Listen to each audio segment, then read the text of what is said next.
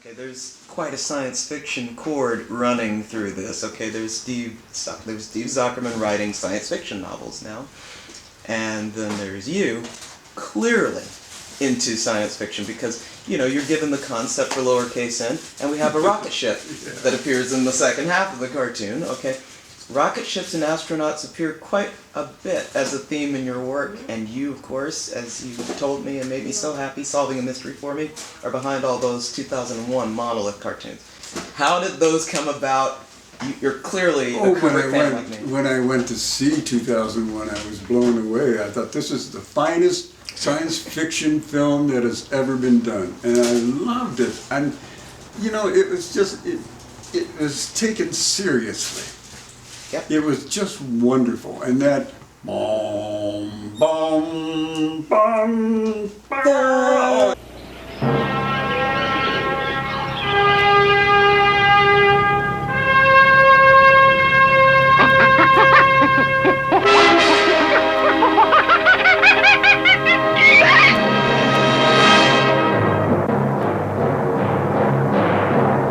It's just magnificent. Yep.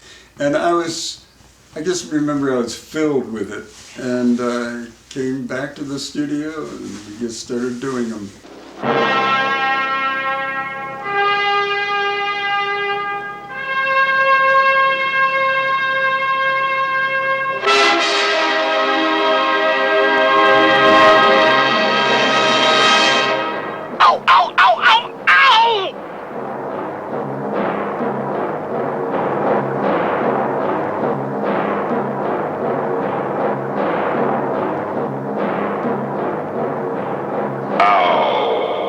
So it wasn't handed to you as a concept. You just said, "I'm doing this." Oh yeah, nobody handed me anything. That is fantastic. Okay. So you sit down and you start drawing.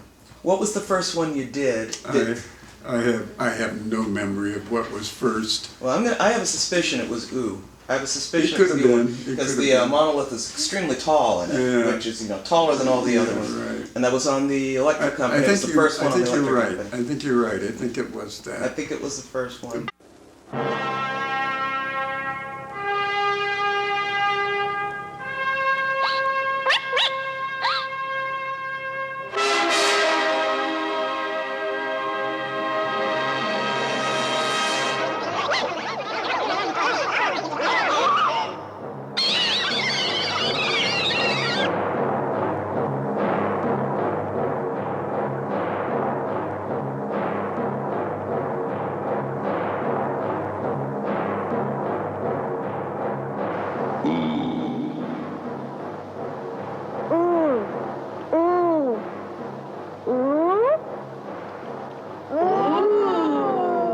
But I thought of that thing and I thought about what if it just like crumbles and breaks apart and gives there it is right there. That's what it all builds up to. That one simple thing. I cannot believe I'm talking to the man who conceptualized that. Seriously, you're talking about it like, it was simple. I wanted to fix the car, so I went out and fixed the car. Honestly, those segments have affected so many people. Several people who subscribe to my channel, they're obsessed with those cartoons. Every week they ask me, are there any more Monolith cartoons? Are there any more? Are there any more? Are there any more? I'm like, well, I don't think they're being made now. Will you make more? Well, I've made a few, but I thought the one you did was great. Hey, wow, look at this place.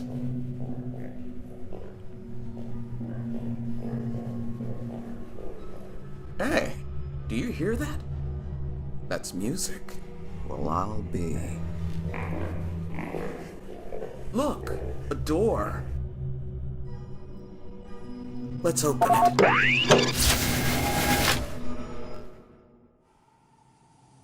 Who's that? Let's find out. Hey.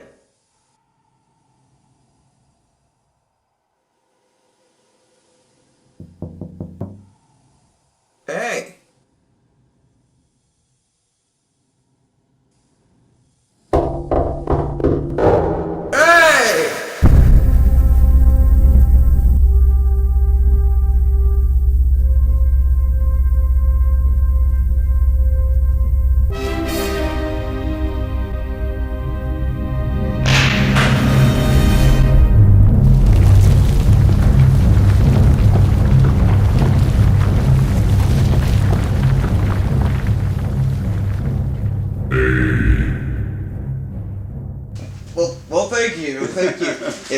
an You homage. should have been around when I was doing them, I so know. that I could have had some intelligent help on these Mom and things. Dad, you know, you guys have, Yeah, it's amazing. well, I'm here now if you want to do more.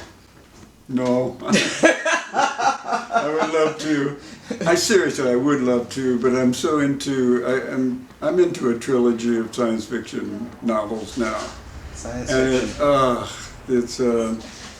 I love doing it. I love writing it. I hate the marketing of it and selling them, I but do too. it's got to be done. Well, can I ask you one more 2001 question? Sure. All right. Now, obviously, in Auk, you were quoting the Starfield that they went through. But I want to talk to you about All, where it has Dave inside of a cube that is floating in space.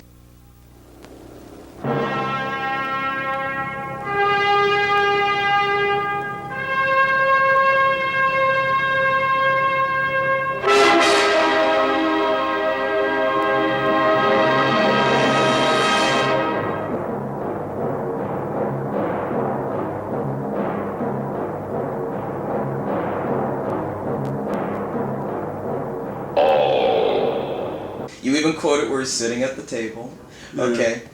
But he gets out of the cube and he climbs on top with great effort to the top of the monolith and says, Yeah.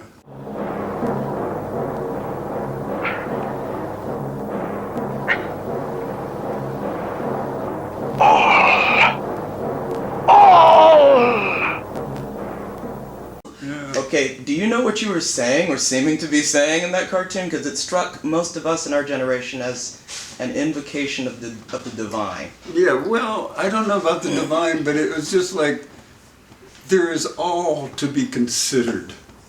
All, it's not just this or that, it's all. So I think out of 2001, that might have been really the first one I did. Really? It's It beautiful. might have been the first one. Because I remember in particular thinking, boy, how can I take that, what Kubrick did there, and give it a little touch of Kubrick. So It was fantastic. yeah, Did, I enjoyed that one. did you draw that one entirely yourself? No, Was it Tony Benedict who assisted on that? Tony Benedict. I remember Tony Benedict. He might have. I swear. I've had hundreds of people on my staff at one time or another. Tony Benedict. I haven't thought of him for he was a years. little guy who looked kind of like young Martin Scorsese. Yeah. Little guy, and he drove a fast white car, like a white. Tony, Corvette. I remember him. Yeah. But I can't. I was so struck with that, of how it was, as you said, almost spiritual. Yeah. It was. I think the film was. Yeah, it was, and I've talked to young men, not one young man, who thought it was all so slow. And I thought, oh, give me a break. So is Anna Karenina, and so is War and Peace slow. Thank you. But it's the greatest film on earth. I agree. And that film was one of the greatest ever made. I agree.